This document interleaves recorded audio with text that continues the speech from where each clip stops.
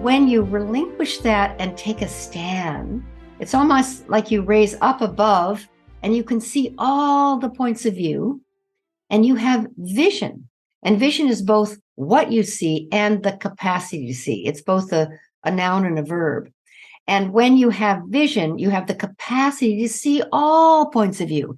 They all are informative. They all make sense. You can see why Paul thinks this and why Susie thinks that, and why Scott thinks this and why Brian thinks that.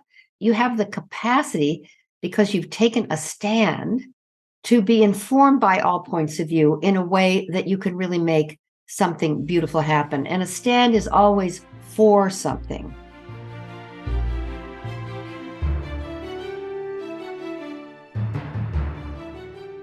Welcome to the MINDTRX podcast with breakthrough ideas to live your best life possible and how to make it happen. I'm Paul Scheele, and today we'll be talking with Lynne Twist. Lynne Twist is a global visionary committed to alleviating poverty, ending world hunger, and supporting social justice and environmental issues. She is the author of the best-selling book, The Soul of Money: Transforming Your Relationship with Money and Life, and her newest book, Living a Committed Life: Finding Freedom and Fulfillment in a Purpose Larger Than Yourself.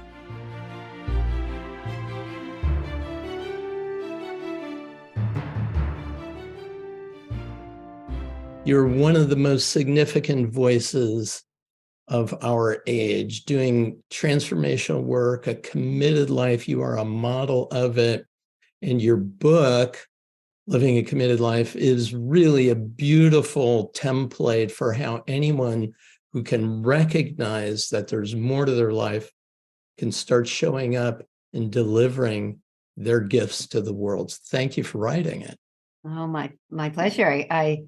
I'm so grateful that I did write it. I'll tell you, there are a number of very powerful ideas within it. I'm not going to offer a spoiler alert. I'd really like to dig in and try to get at some of the important distinctions that you're making so that anyone can really relate to what it is you're attempting to share. As I read the book, I thought, oh my goodness, your life is so rich. It's such a delightful story to really know you from the narrative of your own life. Thank you for that. And there are a couple of terms that I'd like to get into. There is a statement that you made. It says, taking a stand leads to a commitment, which gives your life purpose. So obviously living a committed life, the emphasis is on commitment, but I don't really want to start necessarily understanding what the depth of what commitment makes. I saw that what you did is you used the analogy of Archimedes. He said, give me a lever big enough and I can move the world. And you use that analogy to describe commitment. So say more about that, if you would. The full quote from Archimedes is, give me a place to stand and a lever long enough and I'll move the world. Beautiful. Okay. And I actually think that's how it works. Yes. It certainly has worked that way for me, which means that you stand for something larger than your own life starring you. And that's a tall order for people, because usually what we're sort of brainwashed to do is try to figure out how to succeed as a human being just sort of on our own terms, how to be cool, how to be relatively happy, how to be financially be able to take care of ourselves. All of those things are very important, very good, and very healthy. At a certain point, though, they don't give us the life that we have the possibility of living. And sometimes even taking a stand for something larger than your own life can shape your life and shape you into the person who can fulfill that stand or that commitment. Really, let me stay with the commitment. We sometimes think that in order to make a bold commitment, you need to, first I have to do this, and first I have to do that. I have to get a PhD, or I have to, learn more about this, or I have to lose more weight, or I have to this, or I have to that. And the first we have to thing can go on for your whole life, actually. Or you can see what calls to you. Why were you born now at this epic, epic time in history? I think if you're alive now, you have a role to play. And I feel very certain about that. I can't prove it, but I think if anybody's alive on this planet now, they have a role to play because we're living in epic times. Totally on board with that idea. Yes. And so, you don't have to, but you can. And there's a huge calling for all of us to step into the next level of who we are as a human family and who we are as human beings individually and who we are as a species. We're getting big feedback called the pandemic. We're giving big feedback. We're getting big feedback called climate crisis. One could say that that's feedback so strong, so powerful that it's really stopping us in our tracks so that we have to rethink who we are. Now, that's an individual job, but it's also a cultural job. It's also actually, I think, a species job. And so all of what I'm saying now, we live inside of an epic time that's calling for us to be way more than maybe previous generations have been called to be. I don't know. I didn't live then. But now I can feel it. And it not only frees you into full self-expression, it demands that you be great. And so rather than get yourself all ready to be great, the commitment reaches back into your life and makes you into who you need to be to fulfill it. And I love that. I love that aspect of all of this. And because very often we think, well, I have to have it figured out. How is this actually going to take place before I make a commitment? And you're saying, no. And I remember our friend, Reverend Michael Beckwith, he says, that God doesn't call the qualified, God qualifies the called, right? So once you heed the call, like Moses on the hill, right? You got the wrong guy. I can't do this, right? As soon as we heed the call, we cross a threshold into a transformation where the rest of our life isn't going to look the way we thought it was, but it will all make sense in a new way. And so what you've stated is a very important idea that taking a stand, making this commitment changes the context of your life. Now, the word context doesn't mean a lot to a lot of people the way you and I understand it. So would you please take a moment to really describe what the concept of context means? Context informs the content. And I'll give you a demonstration. If I put up my fingers like this, there's many different ways you could describe what I'm doing. You could say, she's pointing up to the ceiling or to the sky. Or you could say, she's showing two fingers. She's creating the word, the distinction two. Or you could say, no, that's an 11. And whatever it is, this is the same, but what context you create. If I say this is a number, then you could argue with me, is it 2 or 11? Suddenly it makes sense inside of that. If I say this is a direction, then you would say up. So the context informs the content. It's the frame. It's the ecosystem in which something lives. And we have a lot of power over the context. We talk about life is really about how you interpret it or the conversation you have that defines your experience rather than the experience itself. So, some people might say that the cancer diagnosis they had completely destroyed their life and they gave up on life and they just surrendered themselves to letting go and being at the end of their life. Some other people might say the same exact cancer diagnosis transformed their life and they became more dedicated to living than they'd ever been before and appreciated every moment of life. Beautiful. That's a context inside of which there's a cancer diagnosis. So context informs the content and it has enormous power. And we are the creators of context. So the context that we generate, the contexts we see things in. So, for example, when I say the climate crisis, where it may be, as Paul Hawkins says, we're not the victims of it. It's not happening to us. It's happening for us because we need a huge course correction as a species. And so the climate crisis is happening for us, feedback to give us the information we need and the feedback we need to make a really significant, huge, epic transformational shift in the way we live. So this really gets at the idea that we don't always choose the circumstances of our lives, but we absolutely have omnipotence over what we do with the circumstances that we're handed. And if we take something like systemic racism, as privileged white people, we don't perpetuate racism, we have inherited it. So what's the dialogue? What's the conversation we're going to have that we might end systemic racism in our lifetimes? And so that context begins to shift. Our commitment starts to define the context wherever we are of whatever circumstance we're in. Exactly. And I really learned this with the Hunger Project, because when the Hunger Project began, all the organizations working on hunger and poverty were working to alleviate the suffering.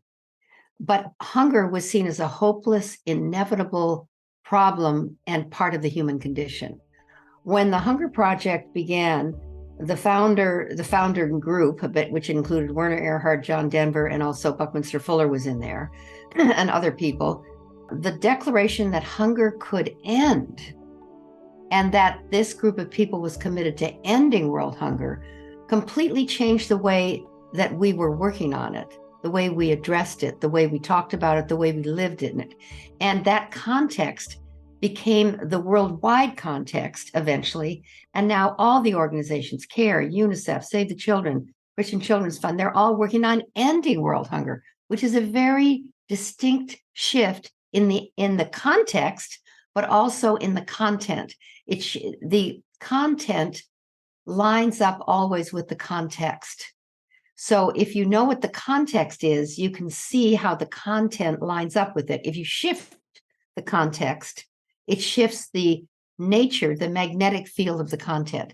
So that's a little bit, theoretical and esoteric, but it really does work that way. Yeah, and I think it's also, if somebody takes a new job and they're not sure if they're really prepared for it, because there's a lot of new responsibilities, a lot of new skills they're going to have to acquire and so on. But when they hear more about it, they realize, oh my goodness, everything in my life has prepared me for this moment. This is the ideal place for me to land right now. The story you told of meeting with 7 women in Nigeria, I believe it was, and hearing their stories and just being so overcome by the depth of their suffering, being in the proximity of suffering, as you describe in the book, and then coming to New York City, where 7 privileged white women were meeting, and suddenly it dawned on you that here's an opportunity for a correspondence that may have never existed in our lifetime before. And there was something that shifted in you, that now the context was set in a different way and a possibility emerged. I would love to have you speak about the possibilist, or how do you pronounce that? Possibilist, right? A grounded optimism that leads to possibility. Say more about that, because it's truly a gift of yours. A possibilist, which is a term that I think Frankie Moore-Lepay, who's this wonderful friend of mine, an author, made up. But I love it because I feel that I can generate possibility out of a rock. I mean, I love generating possibility. And when a possibility is there, when there's a vision, when you can see the way through, then that pulls you, calls to you, pulls you through difficulties, obstacles, has you find a way, getting around, up, underneath, transforming that what's between you and what you're dreaming of, what you've committed to, what you've made public you are for. And so grounded optimism, which is, I think, your question, and generating possibility, it needs to be grounded so that it's not foolhardy, so it's not wishful thinking, but thoughtful wishing, as my friend Carolyn Buckloose would say. Nice. It turns you in from a worrier about the world into a warrior for what you're committed to. So all the energy that goes into worry gets transformed into becoming a warrior rather than a worrier. And it takes energy that was going into the negative or the doubting or not being so sure or being afraid or worrying that it's not going to turn out into causing it to turn out. Because that energy is valuable. That's a valuable resource. It's completely transformable. And that energy is very important and very useful. And you can put it to work resolving, healing, completing, and generating the future that you want. So a grounded optimist is someone who generates possibility. So in that moment where you made the connection between 7 women in New York and 7 women in Africa, what was it that you suddenly saw as a vision or a possibility? Well, I want to answer that, but let me just say, one of the things that I need to say before that is the country was Ethiopia. Ethiopia, okay. Not Nigeria. The 7 women had been through the worst famine in the history of the world.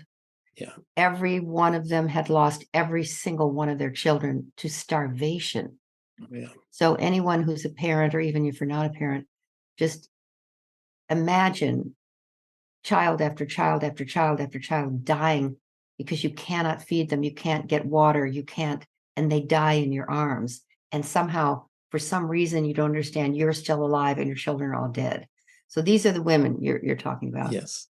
And what I kind of, in order to answer your question authentically, I need to say that being with them around a dry well, at the end of that famine, one woman had lost 11 children, another 5, another 7. And having them honor the life and death of each one of their children through wailing and crying and describing the child and the excruciating experience of their death, until we had cried and wailed and screamed so that we were so exhausted we couldn't continue. And then they made a commitment to live the rest of their lives in a way that no mother would ever need to go through that again. Mm-hmm. Given that they were now childless mothers, made me see how awesome human beings are. No matter what, the human spirit is stronger than anything. I mean, it's incomprehensible to lose any children, not even one, but to lose all your children and then to commit to not taking your own life, but to living a life of meaning and power and getting yourself educated, which is what they all did. Who they became is just so inspiring. It's staggering. Yeah. So after being with them, not only was I emotionally drained from being with them for, 5 days and 5 nights around this dry well and wailing and crying and, just really, it's almost incomprehensible talking about it now, the physical exhaustion of that kind of emotion. But I also so I'm exhausted. And then I'm super, super, super, super inspired by their courage and their resolve and their determination to live the rest of their life in a way that they got educated and stopped the horrors in their country. And the horrors, HORRORS, the famine, the starvation, the corruption, all of it. All of it. So then I go to New York and I'm in the company of women that are dressed to the nines with couture and beautiful apartments and, drinking the finest French wine and having an awesome dinner. And then I'm supposed to guide them on their investment strategy. And they're all married to Wall Street titans. And I can't talk about anything but the women I was just with in Ethiopia. So the moment came when I was in New York, because I couldn't talk about anything else but the women in Ethiopia, and I was sobbing, and they were sobbing, the women in New York. And at the end of that cathartic sharing of what I'd been through, what I'd witnessed, what I'd been honored and privileged to be part of, they wanted nothing more than to meet the women in Ethiopia and be sisters to them. Not feeling sorry for them, I got to say, not sentimentality, not pity. It wasn't but charity respect. that they were trying to make. Yeah.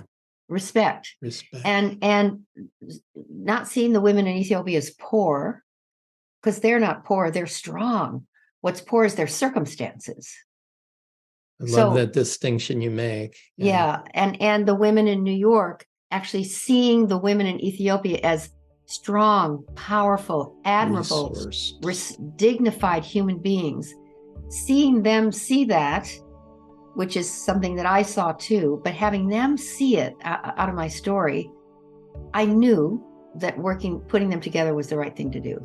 And it gets back to the very first quotation. Taking a stand leads to a commitment, which gives your life purpose. Yes. And to see purpose emerging from that connection is just so inspiring to me. I really got what it was that you were communicating in that. So thank you so much for it.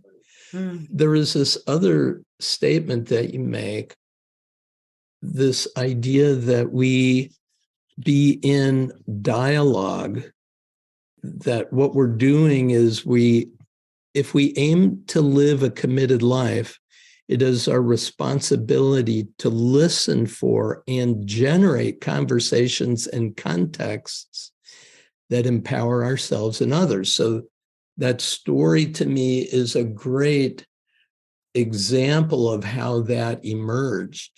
That how could you have possibly spoken about anything else? Yes. But what's stirred your soul to the very core. And somebody once said to me, well, I just don't feel I can talk about transformational ideas with the people I hang out with. I said, have you ever tried? No, I think they think I would be weird. I said, try it, because the reason they're in front of you at this moment is because they're waiting to hear that story that's on your heart. So I said, I have never found myself in a situation telling a profound story that wasn't exactly what needed to land on that person exactly in that moment. And I don't know how that all gets orchestrated from the divine, but almost without exception, that's the case. Yes. And you demonstrate that so beautifully. The willingness to speak from that place of the stand that you take. So let's talk about the difference between stand and position, because I've used that distinction that you make so many times. And every time I use it with someone, oh, I get it now. So would you please share that distinction? The domain of positionality, or taking a position, is the domain of points of view, is another way of saying position. And positionality, it's energetically kind of designed to create its oppositionality. So if I say right, it literally creates left.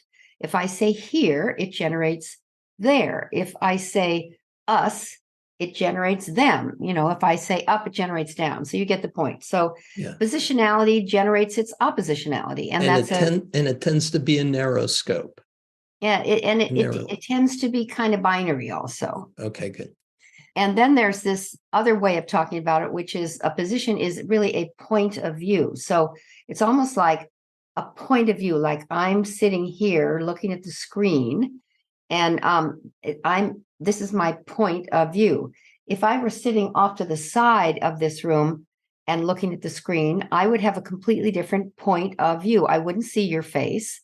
I wouldn't see that there's anything on the screen. It would look like I was talking to nothing. And that point of view would be totally 100% accurate for the person who's sitting at that point of view. But for the person sitting here, my point of view is completely different. And we start to think, one of the things we do as human beings, this is part of being human, if we start to think our point of view is the only point of view, and that it's the truth for everybody else. It is the truth for me, and that person's point of view is the truth for them. But we start getting a little righteous and we think, well, my point of view should be everybody's point of view. This is what I see, and this is the truth for me. And we get confused and we start to get righteous and we start to fight other points of view, other positions, and we make a big mess. So United States Congress is a beautiful example, or anybody running for office, they always have to make something wrong to make something right. What's so beautiful about points of view and positions is they're so informative when you're not stuck in yours and yours alone.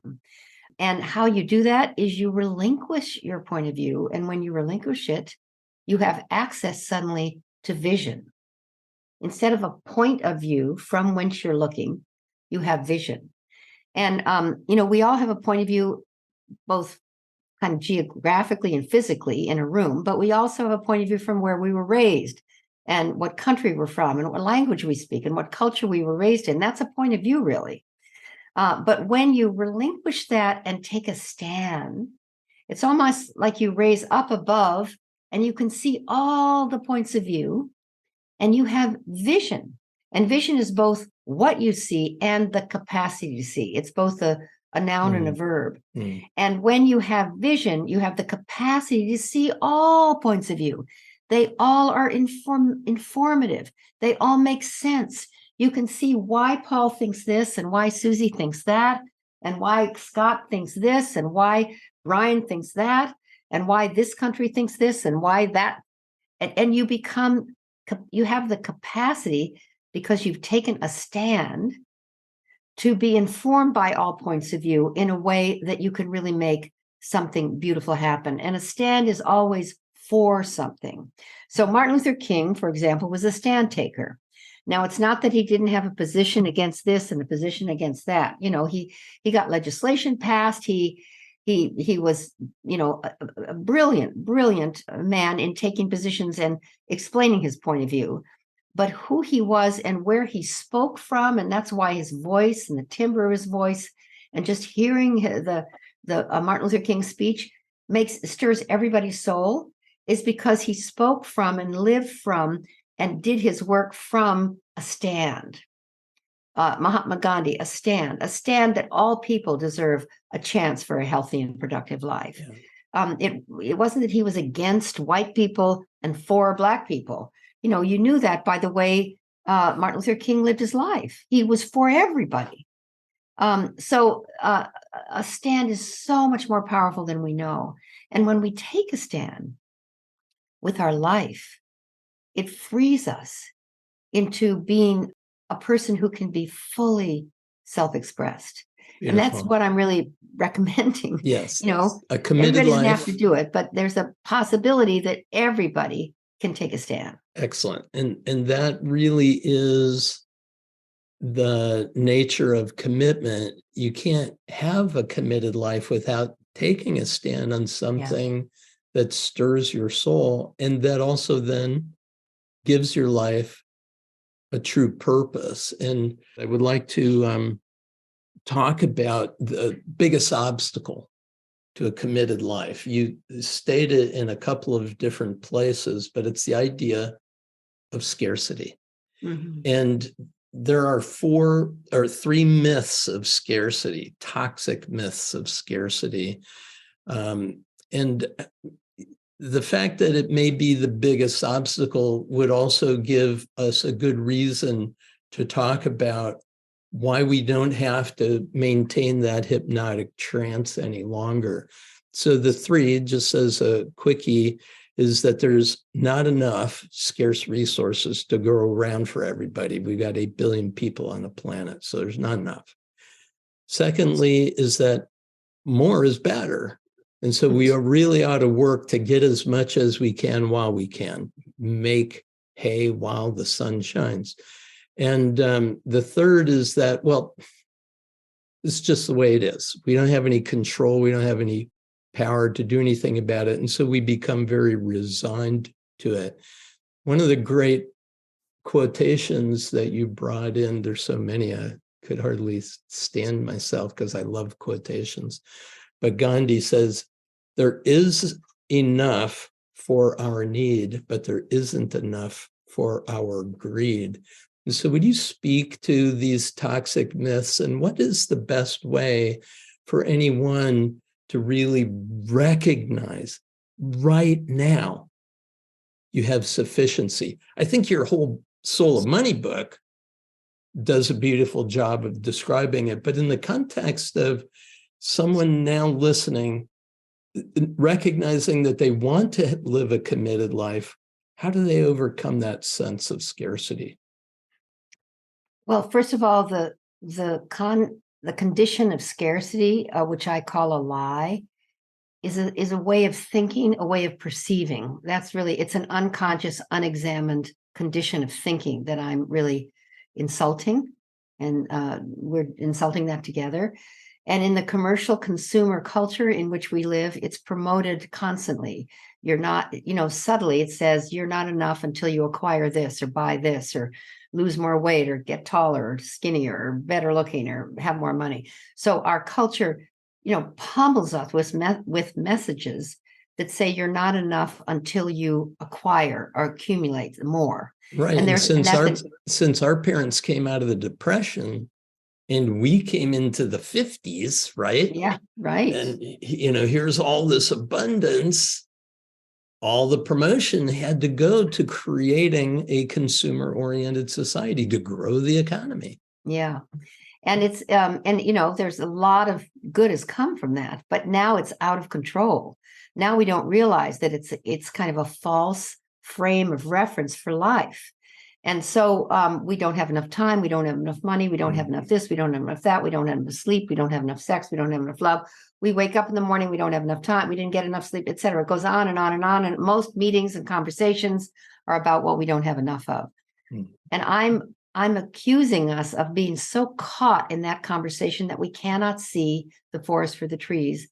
And the radical, surprising truth that I'm now going to name is that there's enough, that you're enough, I'm enough, there is enough, we have enough. And that is like a revelation. I mean, that's like, really? Now, yes. I want to just make sure people know that I've worked with Mother Teresa. I worked on hunger and poverty. I work in the Amazon rainforest. I know there's places and people who don't have enough water, who don't have enough food, who don't have enough jobs. I mean, I know that, and I'm not stepping over that. So I want to make sure people know that I understand that that's real. I'm talking about an unconscious, unexamined mindset that has us producing people who make billions of dollars. I mean, how completely weird is that we have someone who's practically a trillionaire now? How could that be on a planet with 8 billion people, that we would allow that kind of accumulation? And it's also the source of our environmental crisis, our completely using, taking, consuming, trying to get more and more and more of anything and everything. But when we recognize what I call the radical surprising truth, that there is enough, we let go of trying to get more of what we don't really need, which is what we're trying to get more of in most cases. And it frees up oceans of energy to turn and make and pay attention to what we already have. When we pay attention to what we already have, when we nourish what we already have, when we love what we already have, and when we share what we already have and make a difference with it, it expands. And that's the source of true abundance, is being grounded in enough in a way that it overflows naturally into abundance. Beautiful. Rather than going from lack to more, and then lack to more, and then lack to more. That will never produce true prosperity. It produces more, but it doesn't produce true prosperity or true abundance. And so we're caught in a cycle of lack and more and lack and more and lack and more, rather than recognizing, stopping to say, wait a minute, we have enough. And enough is not an amount, actually. Yeah. It's a way of being. So so that's the short version of that whole book called The Soul of Money.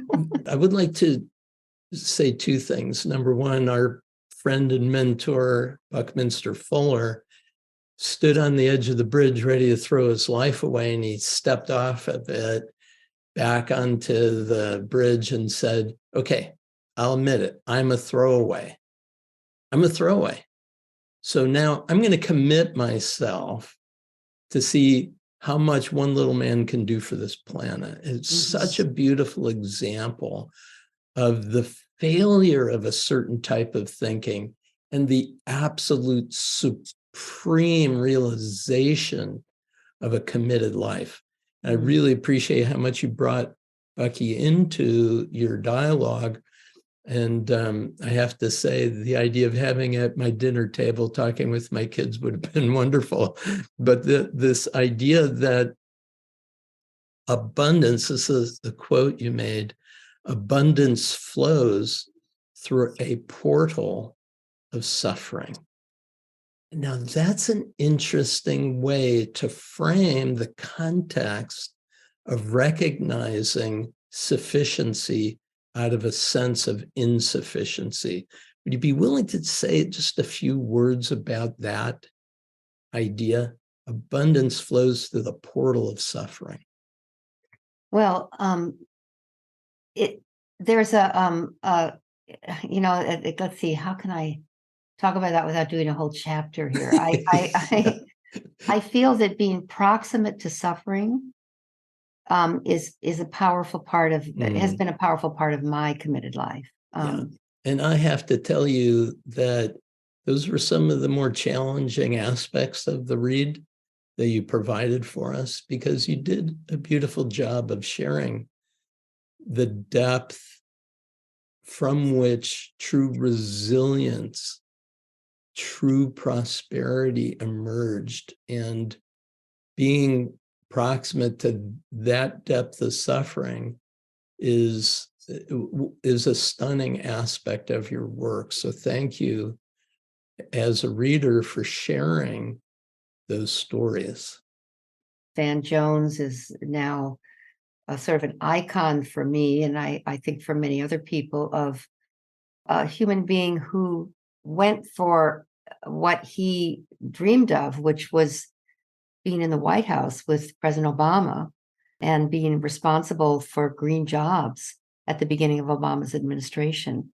And it was a miracle that he, as born in Tennessee from a relatively modest means, ended up becoming a lawyer and being devoted to stopping mass incarceration and providing green jobs, particularly for people, underprivileged people and people of color and people in urban ghettos and people who've come out of prison. And he ended up in the White House with, his hero, President Obama. And then not long after that was attacked by the press, by a particular part of the press, the right wing, talk show host kind of press people. Yeah. And so viciously, and they were really trying to get at Obama, but what they did was they attacked Van, and he had to resign.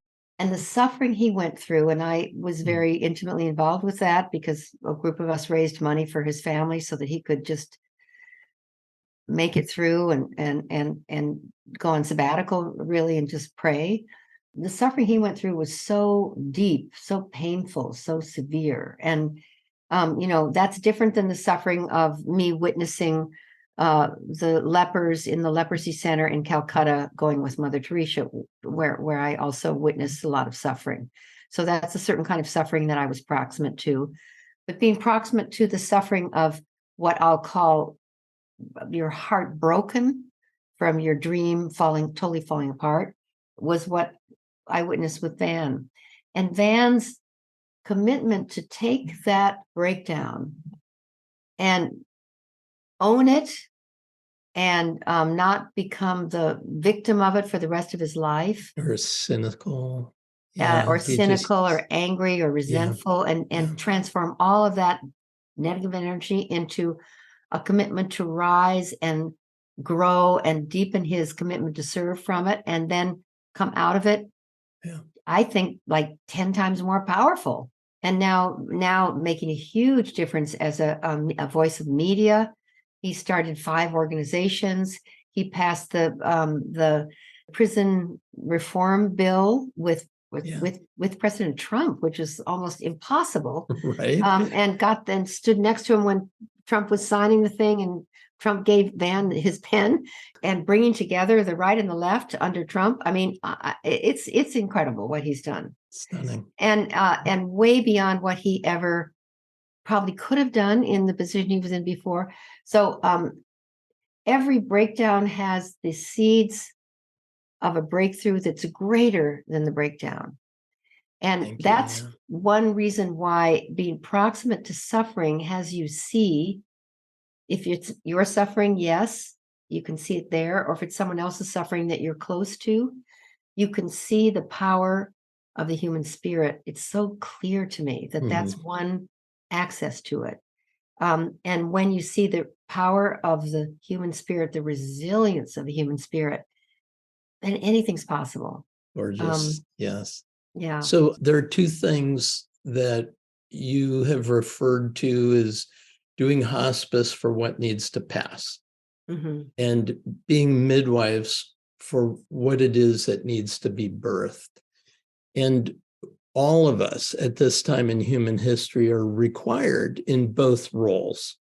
There are ways of being able to close a chapter of what is ready to be released, that is no longer sustainable, that has lived its useful life for whatever purpose it may have had. And no matter how devastating the consequences of that, again, if we create the right context, didn't happen to us, it happened for us, that we might awaken, that we might see this vision of possibility for humanity. And so we talk about what is it that's ours to give birth to. And there's this idea that you shared from, I believe it was Reverend Michael, pain pushes, pain hurts until vision pulls, and vision liberates. What is it that needs to be born through us as us? I like thinking about all of us who are alive right now as the current blossom on the lineage of, generation after generation after generation that came before, and the ancestors for an age to come. And when you hold yourself that way, that's a context that and that we're living at an epic time in history where the crises are multiple and deep, gigantic. And in that way, as Bucky had predicted 50 years ago, every institution is dissolving and disassembling, and we can't fix them. And we need to recreate everything from a you and me paradigm rather than a you or me paradigm, from a paradigm of scarcity to a paradigm of sufficiency, or you and me. And that's an all hands on deck assignment. Right on. And when you're aware of it, you want to play, I think. And if you're not aware of it, that's okay too. But something's calling us as human beings to step into an evolutionary leap. And what a time to be alive. I think I put in the book, I can't remember, but I think I put in this conversation I had with Joanna Macy, who's 93, who's a physicist and a Buddhist and a, incredible systems analyst person, systems theorist. And she's 93, and she's so excited that she's still alive to see the transition, because she says, we're in it. It's the great turning. I'm witnessing it. I'm so excited. And it's, scary and terrible and all the things that you could say about our times. It's also true that something is being born, and the pain is part of it.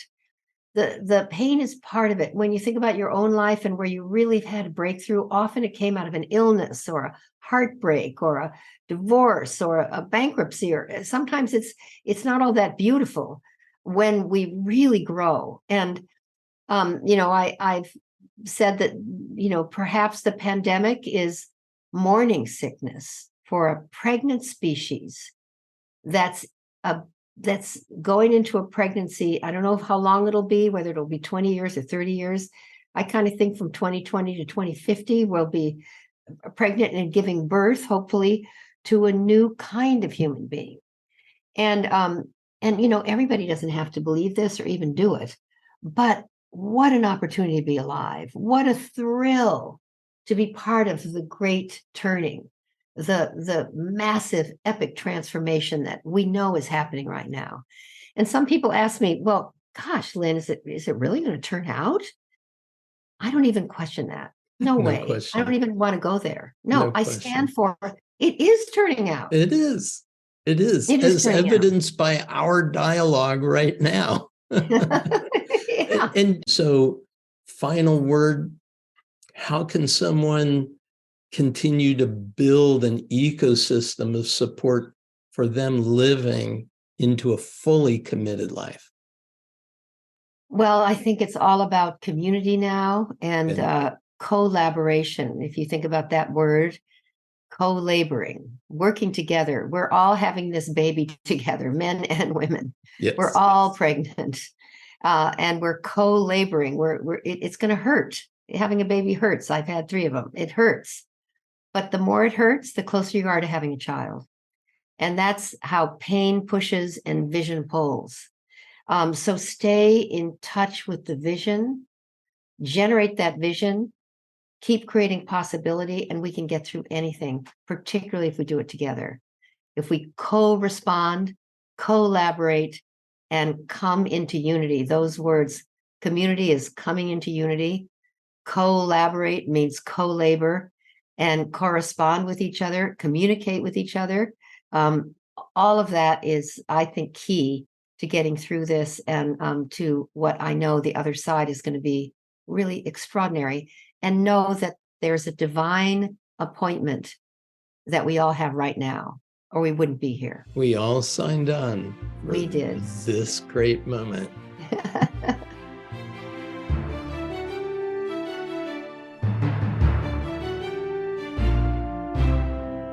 I hope you enjoyed our conversation with Lynne Twist. You can learn more about Lynne at soulofmoney.org. That's soulofmoney.org.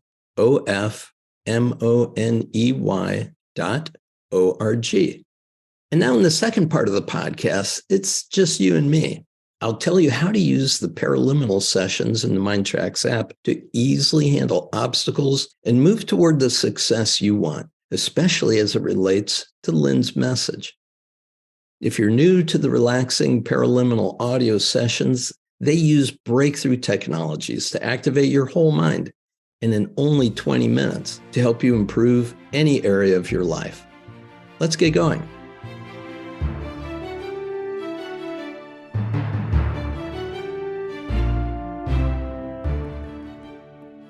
Hello, good to be with you again. This is the follow-up session on an absolutely marvelous interview that I had, a dialogue that I had with what I consider to be one of the most significant, remarkable women on our planet today.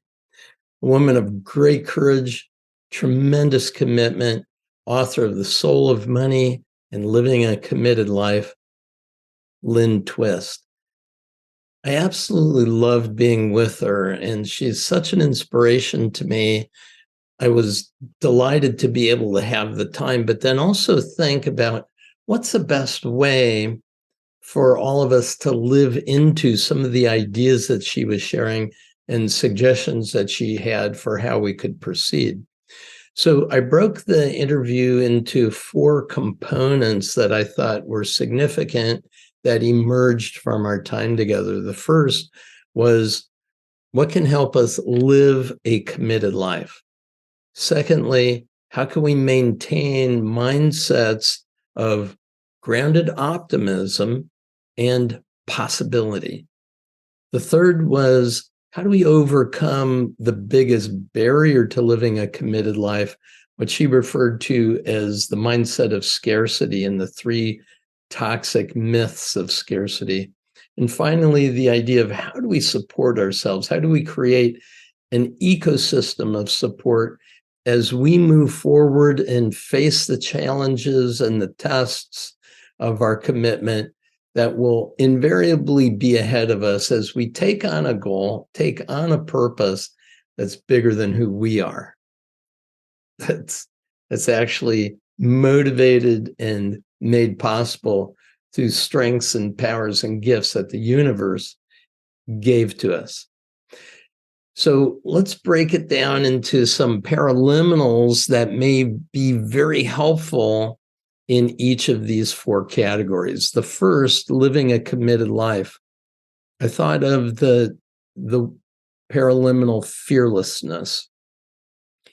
One of the things that Lynne and I spoke about is this idea that we can't always choose the circumstances that we're in, but we can choose the response we have to those circumstances. For that, we are omnipotent. We have absolute agency and choice. So fearlessness really helps us do that. The second area was about maintaining mindsets of optimism and possibility. And she talked about being a grounded optimist, meaning she didn't have any kind of Pollyanna view of the way things should be. She recognizes the difficulty in the problems that are in front of her. They're real problems that need real solutions. And so there is the need to move away from the idea that it's just the way things are into what's possible here. Not that the world is happening to you, but the world is happening for you. We find ourselves in circumstances that we wish wouldn't have occurred. But what's happening is that we're recognizing, oh, I'm not a victim of this circumstance. The circumstance is here to awaken me to what my life is to become. So the belief paraliminal is super powerful because you start rewriting beliefs of lack or limitation into beliefs of possibility. Another paraliminal called Euphoria, which is that idea that this is the natural energy within you. And Lynne spoke about a 93-year-old woman who's just euphoric about the possibilities that are emerging right now. And Euphoria really helps you develop that, even though what it is you're trying to address may be a very gnarly problem that's going on in the world. Third area is overcoming the big obstacle of a scarcity mindset. So certainly topping the list is the paraliminal I did with Lynne Twist called Soul of Money. It really gives us into that recognition of sufficiency. There is enough. And she talks about it as a radical idea. It is. It's heretical. It's heresy compared to the consumer-oriented mindset that our culture tends to insist that we play a part of. We don't need what we don't need. Focus on what it is that brings us a recognition of sufficiency. Keep in the flow of life. That's the soul of money. A couple of more, abundant money mindset, which helps change those myths that may have existed in the past or the present and establishes a new mindset, a new money story for going forward into the future. It's abundant money mindset. The next one, financial security, really gets at the idea that there is enough and that your habits of spending and savings will, on a daily basis, determine your level of sufficiency. If you have a mindset there isn't enough, you'll have a tendency to overspend. But when you recognize, I've got plenty, I don't need any more, you can save more, invest more, and grow your financial wealth. Finally is the area of creating an ecosystem of support. I love that term. I had never really thought of my life as an ecosystem of interconnected forces, but yeah, duh, it's obvious that it is. So when we start recognizing it and then purposefully using it, relying on it, building and growing it, we are going to always be sufficiently supported to get us where we want to go. Self-love, so good, where you're bringing your past self and your future self together in a circle with you as the present self, and really supporting and learning and growing and reinforcing, acknowledging and recognizing the progress you've made. A big piece of what Lynne and I spoke about at the end of our call is this idea of making note of small, concrete indicators of success. Very important. A lot of times we look at our past and we think about all the failures that we've had. And we're not recognizing that we survived. We made it here. We're stronger for it. And your future self can encourage you as well, in the same way that you can encourage your past self. So it's a beautiful paraliminal self-love. Actually, it's become one of my very favorites. And the final one I'd refer to in this area of creating an ecosystem of support is called recover and re-energize. Something happens to you, illness, a setback, a difficult challenge, a big work project that you had to lean into, whatever it might be. Recover and re-energize. And in the context, remember the term context, in the context of living a committed life, we're re-energizing our purpose and our commitment and our stand for what it is we truly desire to see in the world. If you look at great figures from human history that she refers to, past figures as well as current heroes and sheroes, we start to recognize that they went through a lot, and some just about got taken out by it. So you're living a committed life. You're attempting to achieve a calling, a purpose that settled on you. From time to time, this self-care, this ability, plug into a set of headphones, listen to, this is Paul Scheele. What happens is you can get yourself back on track. That's it for this session. Thanks so much for participating. It's really a pleasure to serve you in this program. Peace and blessings.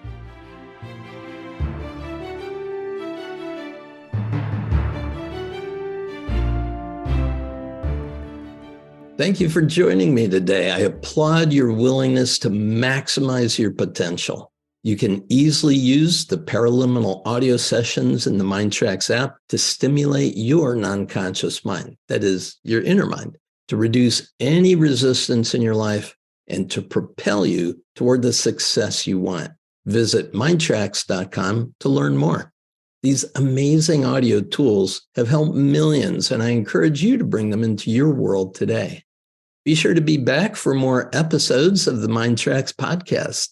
You'll find insightful conversations with authors, experts, and thought leaders, all devoted to improving your life's experience. Thank you again for being here on our MINDTRX podcast.